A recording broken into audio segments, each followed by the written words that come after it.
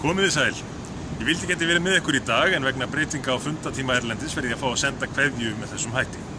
Þetta nefnilega merkilegur og skemmtilegur dagur þegar við fögnum stórmerkum ferli Trausta Valssonar sem að lætur nú af störfum sem prófessor í skipulagsfræði við Háskóla Íslands. En leið opnuð þessi sýning og við fögnum útgáfu starfsævisögu Trausta, Mótun framtíðar, sem ákaflega viðeigandi nafn á þeirri bók. Ég fékk tækifæri til þess að skoða ljósritabókinni fyrir skömmu áður hún kom út og var auðvitað uppveðraður yfir innihaldinu, en það rifjaðist líka upp fyrir manni hversu merkilegur og fjölbreytilegur ferill Trausta er. Ég hef reyndar fylgst með honum frá því ég man eftir mér, enda var hann byrjaður að skrifa tímamótagreinar skipulagsmál, það leyti sem ég fæddist. Þannig að ég hef fylgst lengi með honum, en að sjá alla þessa sögu samankomna í þessari bók, það sýnir manni hversu einstakur ferill Trausta er og hversu fjölbreytilegur hann er. Því að hann hefur skrifað ákaflega merkilegar greinar og bækur meðal annars sögu skipulagsmála og framtíð sín í skipulagsmálum, en líka fjallað hluti eins og áhrif hnattrænnar hlýnunar á skipulagsmál, og svo auðvitað, sem er sérstaklega gaman að nefna, þá var hann oft á undan sinni samtíð í að benda á mikilvægi þess að vernda hefðbundið gamalt byggðamynstur og taka mið af því þegar að byggt væri nýtt innan við gamla. Með skrifum sínum sögu Reykjavíkur, eða skipulagssögu Reykjavíkur árið 1976, þá í rauninni markaði Trausti tímamót í skrifum skipulagssögu. Það byrjaði að helli rigna í miðjum klíðum en við höldum áfram undir regnhlíf.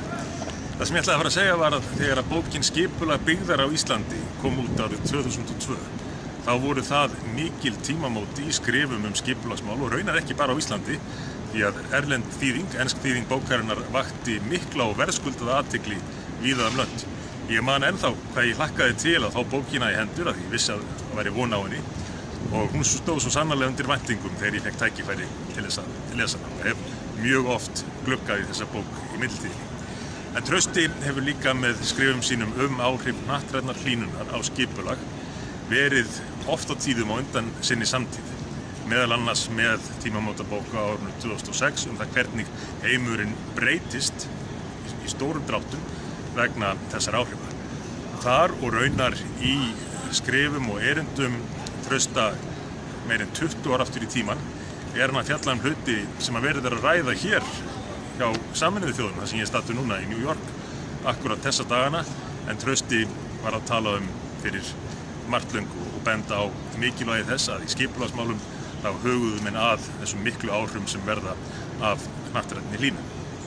Nú, svo er eins og ég gat sérstaklega skemmtilegt að nefna hversu mikil áhrif og góð áhrif skrif og rannsóknir Trausta hafa haft á það mikilvæga atriði að vernda sögulega byggð og huga að heildarsamhenginu þegar að menn byggja nýtt inn í gamalli byggð. Svoleiðis að á mjög mörgum sviðum sem að skipta gríðarlega miklu máli hefur framlag Trausta verið í raun ómetanlegt. Það er þess vegna sérstakur heiður að fá að ávarpa ykkur í dag og fagna þessum tímamótum sem að felast í sýningunni og útgáfu bókarinnar.